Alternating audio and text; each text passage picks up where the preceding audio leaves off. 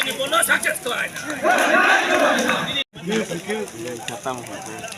tahu si guru karang lah kali kan sampai kok dia ada pulis